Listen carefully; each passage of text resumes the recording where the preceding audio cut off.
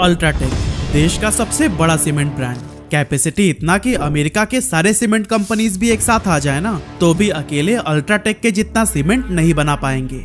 लेकिन रुकिएगा, ये पोजीशन भी अब सेफ नहीं है, क्योंकि जहां कुमार मंगलम बिरला को अल्ट्राटेक को यहां तक लाने में 57 साल लग गए थे, वहीं गौतम अडानी ने सिर्फ 3 सालों में ही इंडिया का सेकंड लार्जेस्ट सीमेंट ब्रांड बना दिया। और अब मार्केट में नंबर 1 बनने की लड़ाई इतनी एग्रेसिव हो गई है कि लोगों ने इसे द ग्रेट सीमेंट वॉर का टाइटल दे दिया है। तो आखिर कैसे अल्ट्राटेक अपनी पोजीशन को टॉप पर बनाए रखने के लिए जी जान से लगा हुआ है? आखिर ऐसी भी क्या जरूरत आन पड़ी कि गौतम अडानी को सीमेंट मार्केट में भी एंटर करना पड़ गया? और इस वॉर का रिजल्ट भी क्या जियो और एयरटेल की तरह हाथ मिलाकर लोगों को लूटने पर खत्म होगा? सब कुछ हम डिटेल में जानने वाले हैं आज के इस वीडियो में। तो दोस्तों, सबसे पहले अगर हम बात करें अल्ट्राटेक की, तो यह बेसिकली 2 कंपनियों को मर्ज करके बनाई गई थी। पहली आदित्य बिरला ग्रुप की ग्रासिम सीमेंट और दूसरी लार्सन एंड टुब्रो की एल&टी सीमेंट। एक्चुअली बात है साल 2000 की, जब एल&टी कंपनी ने अपने सीमेंट बिजनेस को सेल करने का डिसीजन लिया। उस टाइम पर यह इंडिया का लार्जेस्ट सीमेंट मैन्युफैक्चरर हुआ करता था, जबकि वहीं आदित्य बिरला ग्रुप की Grasim cement 3rd largest cement producer थी। ग्रासिम ने साल 2000 के बाद से एल&टी के सीमेंट बिजनेस को साल दर साल खरीदना शुरू कर दिया, जैसे कि 2002 में 15%, 2003 में 30% और 2004 में 51% शेयर बाई करके आदित्य बिरला ग्रुप के ग्रासिम ने पूरे कंपनी के मैनेजमेंट पे ही कंट्रोल कर लिया था। और फिर 2004 में एल&टी सीमेंट का नाम चेंज करके अल्ट्राटेक कर दिया गया और इस टाइम पर 30 million ton per annum capacity के साथ अल्ट्राटेक भारत के नंबर 1 सीमेंट कंपनी बन गई थी। यहाँ पर याद रखिएगा, 30 MTPA के साथ अल्ट्राटेक फिलहाल नंबर 1 सीमेंट कंपनी है, क्योंकि वीडियो में कुछ टाइम के बाद से हम यहीं से आगे की बात करेंगे। लेकिन फिलहाल अगर हम अडानी ग्रुप की बात करें तो फिर उन्होंने सीमेंट इंडस्ट्री में 2022 में एंट्री लिया, जब उन्होंने इसी साल सितंबर में इंटरनेशनल ब्रांड हॉलसिम से अंबुजा और एसीसी सीमेंट को $6.4 बिलियन यानी कि करीब 51,000 करोड़ रुपए में एक्वायर किया था। और दोस्तों, गौतम अडानी का ये सीमेंट मार्केट में घुसना कोई छोटा मोटा एंट्री नहीं था, क्योंकि वो एक ही झटके में इस एक्विजिशन के साथ अल्ट्राटेक के बाद से दूसरे सबसे बड़े प्लेयर बन गए थे। हम दोबारा चलते हैं 2004 में, जब 30 मिलियन टन पर एनम के साथ अल्ट्राटेक नंबर 1 सीमेंट कंपनी बन गया था। हालांकि भले ही उस समय पर अल्ट्राटेक कैपेसिटी के मामले में मार्केट लीडर था, लेकिन इस टाइम अंबुजा और एसीसी सीमेंट जैसे मिड साइज सीमेंट ब्रांड भी काफी तेजी से आगे बढ़ने लगे थे। और ऐसा होने के पीछे सबसे बड़ा रीजन था अल्ट्राटेक का लेट स्टार्ट। एक्चुअली अल्ट्राटेक ने मार्केट में एज अ सेपरेट एंटिटी 2004 में एंट्री लिया था, जिसकी वजह से वो अपने कॉम्पिटिटर्स की तरह स्ट्रॉन्ग ब्रांड आइडेंटिटी और लॉयल कस्टमर बेस नहीं बना पाया था। इसके साथ ही अल्ट्राटेक नाम नया होने की वजह से लोग अंबुजा और एसीसी को ज्यादा प्रेफर करने लगे थे। इतना ही नहीं, अंबुजा और एसीसी ने इस अपॉर्चुनिटी को ग्रैब करने के लिए इंटरनेशनल ब्रांड हॉलसिम के साथ में हाथ मिला लिया, जिसकी मदद से उन्हें ग्लोबल एक्सपर्टाइज और एडवांस टेक्नोलॉजी का एक्सेस मिल गया, जिससे कि अब ये कंपनीज लोगों को पहले से काफी अच्छी क्वालिटी के सीमेंट भी ऑफर करने लगी थी। लेकिन दोस्तों, यहाँ पर अल्ट्राटेक हाथ पर हाथ रखकर बैठने वालों में से थोड़ी थी। भले ही उनका बाहर मार्केट में रिजल्ट नहीं दिख रहा था, लेकिन अंदर ही अंदर वो कुछ ऐसा कर रहे थे जिसकी वजह से आगे चलकर सारे कॉम्पिटिटर्स हमेशा के लिए उनसे पीछे हो जाने वाले थे। एक्चुअली अल्ट्राटेक अंदर ही अंदर अपना प्रोडक्शन कैपेसिटी बढ़ा रहा था, जिसके लिए पहले तो उन्होंने कई सारी नई फैक्ट्रीज लगाई और फिर कुछ एग्जिस्टिंग फैक्ट्रीज को भी बाय करके उसे रिनोवेट किया। और कुछ इस तरह से 2008 तक अल्ट्राटेक ने अपनी कैपेसिटी 30 से बढ़ाकर 49 मिलियन टन पर एनम तक कर लिया था। और दोस्तों, सोने पे सुहागा तो तब हुआ जब अल्ट्राटेक ने 2010 में मिडिल ईस्ट के स्टार सीमेंट को भी एक्वायर कर लिया, जिसकी वजह से उनका कैपेसिटी बढ़कर 52 MTPA तक हो गया। वहीं दूसरी तरफ भले ही अंबुजा और एसीसी इंडियन सीमेंट मार्केट के डोमिनेटिंग प्लेयर थे, लेकिन वो लोग भी सिर्फ नॉर्थ और सेंट्रल इंडिया में ही ज्यादा एक्टिव थे, जबकि बाकी के पूरे देश में अभी भी अलग अलग और लोकल प्लेयर्स का ही बोलबाला हुआ करता था। लेकिन दोस्तों, क्या आपको पता है मार्केटिंग का 5 P's का रूल क्या कहता है? कि पहले प्रोडक्ट बनाओ, फिर प्राइस डिसाइड करो, प्रोडक्ट को मार्केट में प्लेस करो और फिर जाकर प्रमोट करो, जिससे कि पीपल यानी कि कस्टमर्स के पास आपका प्रोडक्ट आसानी से पहुंच जाए। और दोस्तों, एग्जैक्टली इसी बिजनेस स्ट्रैटेजी को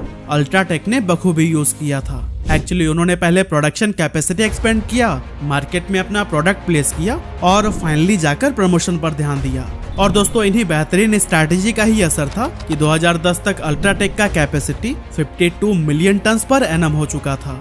हालांकि ये सब भी अल्ट्राटेक के लिए काफी नहीं था, क्योंकि उनका पैन इंडिया प्रेजेंस अभी भी कम था। जिसकी वजह से इतनी कैपेसिटी होने के बाद भी लोकल प्लेयर्स ही अपने अपने स्टेट में बाजी मार ले जाते थे। अब जब अल्ट्राटेक ने यह एनालाइज किया कि वो मार्केट के कुछ लिमिटेड एरिया तक ही सीमित होकर रह गए हैं, ऐसे में पूरे इंडिया पर राज करने के लिए उन्होंने कई सारी कंपनियों को खरीदना चालू किया। और दोस्तों ये स्ट्रैटेजिक एक्विजिशंस अल्ट्राटेक को नॉर्थ से लेकर साउथ और ईस्ट से लेकर वेस्ट तक हर जगह पर टॉप पर ला दिया था। जैसे कि इंडिया के वेस्ट रीजन में अपना प्रेजेंस एस्टेब्लिश करने के लिए 2013 में अल्ट्राटेक ने जेपी ग्रुप के गुजरात सीमेंट यूनिट को एक्वायर कर लिया था। और कुछ इसी तरह से अंबुजा और एसीसी डोमिनेटेड नॉर्थ और सेंट्रल इंडिया रीजन में अपना दबदबा बनाने के लिए 2017 में अल्ट्राटेक ने जयप्रकाश एसोसिएट्स के सीमेंट प्लांट्स को भी एक्वायर कर लिया। और फिर ईस्ट इंडिया में अपनी पकड़ बनाने के लिए अल्ट्राटेक ने सेंचुरी टेक्सटाइल्स के सीमेंट बिजनेस को खरीद लिया। और कुछ इस तरह से ईस्ट, वेस्ट, नॉर्थ और सेंट्रल इंडिया में अलग अलग एक्विजिशंस के बाद अल्ट्राटेक चाइना के बाद दुनिया की पहली कंपनी बनी जिसने अपनी capacity 100 million ton per annum से भी ज्यादा कर लिया था। और दोस्तों यह सिर्फ कंपनी की ही नहीं बल्कि पूरे इंडिया की ग्लोबल लेवल पर एक बड़ी अचीवमेंट थी। और दोस्तों अब 2019-20 तक अल्ट्राटेक का प्रॉफिट भी आसमान छूने लगा था, क्योंकि इस फाइनेंशियल ईयर अल्ट्राटेक ने 41,476 करोड़ रुपए का रिकॉर्ड रेवेन्यू जनरेट किया था। अब दोस्तों अल्ट्राटेक अपनी जीत की खुशी मना ही रहा था कि इसी बीच एक नहीं बल्कि 2 ऑफर अल्ट्राटेक के सर पर आन पड़ी। अब पहले प्रॉब्लम को तो अल्ट्राटेक ने जैसे तैसे करके सॉल्व कर लिया, लेकिन दूसरे प्रॉब्लम ने आदित्य बिरला के रातों की नींद उड़ा कर रख दी थी। एक्चुअली फाइनेंशियल ईयर 2019-20 के खत्म होने से ठीक एक हफ्ते पहले कोविड-19 पैंडेमिक की वजह से देश भर में लॉकडाउन लगानी पड़ गई, जिस दौरान ट्रांसपोर्टेशन से लेकर फैक्ट्री सब कुछ ठप पड़ गई।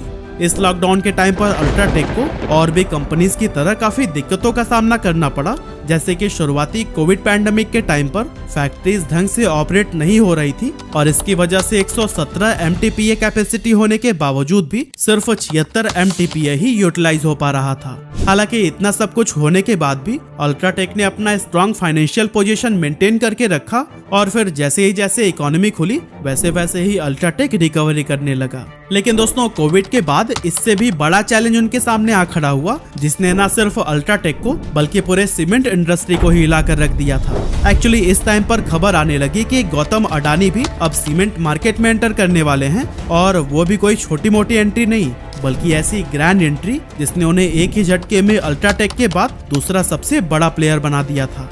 एक्चुअली अडानी ग्रुप ने सितंबर 2022 में इंटरनेशनल ब्रांड हॉलसिम से अंबुजा और एसीसी सीमेंट को 51,000 करोड़ रुपए में एक्वायर कर लिया था। और इस एक्विजिशन के साथ ही गौतम अडानी को कुल 68 मिलियन टन पर एनम की बड़ी कैपेसिटी थाली में सजी सजाई मिल गई। पर हाँ, अभी भी अडानी साहब शांत नहीं बैठे हैं, क्योंकि उनका टारगेट 2028 तक अपनी कैपेसिटी बढ़ाकर 140 MTPA पर ले जाना है। और इस लक्ष्य को हासिल करने के लिए अडानी ग्रुप भी लगातार एक्विजिशंस करने में लगा हुआ है। और दोस्तों छोटे छोटे कई सारे कंपनीज को एक्वायर करके आज के टाइम पर अडानी का cement capacity 85 million ton per annum already हो चुका है। लेकिन दोस्तों सबसे बड़ा सवाल तो ये है ना कि अडानी के पास पहले से ही इतने सारे बिजनेसेस थे, तो फिर उन्हें अचानक से सीमेंट बिजनेस में घुसने की खलबली क्यों मच गई।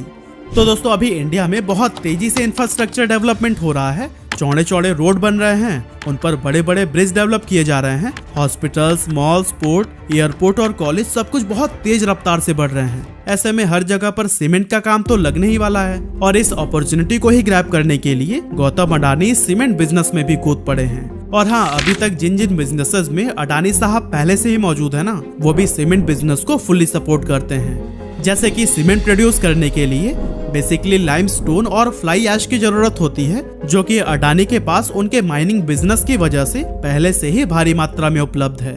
इसके बाद से सीमेंट बनाने वाली फैक्ट्रीज के लिए लगेगा इलेक्ट्रिसिटी, तो फिर वो भी अडानी पावर के पास से आ ही जाएगी। और दोस्तों अगर बात करें सब कुछ तैयार होने के बाद से सीमेंट को देश विदेश तक भेजा कैसे जाएगा, तो फिर यहाँ भी अडानी के पास में पोर्ट है, जिससे वो समुद्री रास्ते पर तो राज करते ही हैं। और रही बात हवाई रूट्स की, तो यहाँ पर भी कई सारे एयरपोर्ट्स उनके अंडर में होने की वजह से उन्हें काफी सपोर्ट मिल जाने वाला है। कहने का मतलब ये है कि सीमेंट बिजनेस के लिए अडानी मानो पहले से ही तैयार बैठे थे। अब दोस्तों आज के डेट में इंडिया वर्ल्ड का सेकंड लार्जेस्ट सीमेंट प्रोड्यूसर है, लेकिन हमारा पर कैपिटा कंजप्शन सिर्फ 250 किलो है, तो वहीं चाइना का 1600 kilo. Basically per capita consumption का मतलब है किसी भी कंट्री में एक आदमी ऑन एन एवरेज कितना सीमेंट यूज कर रहा है। अब इंडिया सीमेंट बनाने में तो दूसरे नंबर पर है, लेकिन अभी हमारी खपत बहुत कम है, जो कि चाइना के आंकड़ों को देखकर लगता है कि आगे चलकर काफी ज्यादा बढ़ने वाला है। और दोस्तों अगर इतना ही पोटेंशियल है तो फिर इसका फायदा कौन नहीं उठाना चाहेगा। यही रीजन है कि अडानी जी भी सीमेंट इंडस्ट्री में कूद पड़े हैं और अब दो दिग्गजों के बीच इंडिया में सीमेंट वॉर छिड़ गया है। अब दोस्तों अभी तक आपने देखा कि कैसे अडानी ग्रुप बड़े बड़े एक्विजिशंस करके इंडिया का सेकंड लार्जेस्ट सीमेंट ब्रांड बन गया है और उनके क्या फ्यूचर स्ट्रैटेजीज हैं इंडिया का नंबर 1 सीमेंट ब्रांड बनने के लिए। लेकिन सवाल आता है कि इस दौरान अल्ट्राटेक क्या कर रहा है। अब दोस्तों जैसा कि आप जानते ही हैं कि कुमार मंगलम बिरला अल्ट्राटेक सीमेंट के मालिक हैं और ये भी कोई ऐसी छोटी मोटी हस्ती नहीं है जो चुपचाप बैठ जाएं। अल्ट्राटेक का current capacity 152 million ton per annum है और ये कैपेसिटी इतना ज्यादा है कि यूएस के सारे सीमेंट कंपनीज के कैपेसिटी को भी मिलाकर 1.5 गुना और पूरे यूरोप में बसे 20-22 देशों के कैपेसिटी का भी 80% के बराबर है। और आगे भी अपने नंबर 1 का पोजीशन मेंटेन रखने के लिए अल्ट्राटेक ने काफी सारे एक्विजिशंस करने शुरू कर दिए हैं। 2020 तक अल्ट्राटेक ने नॉर्थ, सेंट्रल, ईस्ट और वेस्ट इंडिया को तो कैप्चर कर ही लिया था, लेकिन साउथ इंडिया अभी भी बचा हुआ था। इसीलिए उन्होंने साउथ इंडिया पर अपना डोमिनेंस जमाने के लिए एक तो अपना नया सीमेंट प्लांट तमिलनाडु में सेटअप किया है और दूसरा इंडिया सीमेंट कंपनी को भी एक्वायर कर लिया है। और दोस्तों आपको बताता चलूं कि इंडिया सीमेंट वही एन श्रीनिवासन की कंपनी है जो कि आईपीएल टीम सीएसके के ऑनर हैं। फ्यूचर की अगर बात करें तो बिरला ग्रुप ने अपने सीमेंट बिजनेस में 32,000 करोड़ रुपए का इन्वेस्टमेंट करने का अनाउंसमेंट किया है और फाइनेंशियल ईयर 2027 तक अपनी पूरी capacity 190 million ton per annum तक पहुंचाने का टारगेट रखा है, जो कि अडानी से 50 मिलियन टन पर एनम ज्यादा है। अब दोनों दिग्गज प्लेयर नंबर 1 की पोजीशन के लिए घमासान युद्ध कर रहे हैं और ये तो वक्त ही बताएगा कि इस द ग्रेट सीमेंट वॉर में कौन जीतेगा। लेकिन दोस्तों एक बात याद रखिएगा, ये हेल्दी कंपटीशन हमेशा चलता रहना चाहिए, नहीं तो जिस तरह आज के टाइम पर जियो और एयरटेल एक साथ मिलकर अपनी मनमानी कर रहे हैं वो सीमेंट मार्केट में भी ना हो जाए, क्योंकि छोटे छोटे प्लेयर्स को तो ये लोग खरीद ही ले रहे हैं और लास्ट में बस यही 2 लोग बचे और हाथ मिला लिए तो फिर हम और आप जैसे लोगों के लिए ये काफी भारी पड़ सकता है। वैसे अगर आप जियो और एयरटेल की मनमानी और देश में चल रहे टेलीकॉम इमरजेंसी को जानना चाहते हैं तो फिर डिस्क्रिप्शन में दिए गए लिंक से वीडियो को जरूर देखिएगा।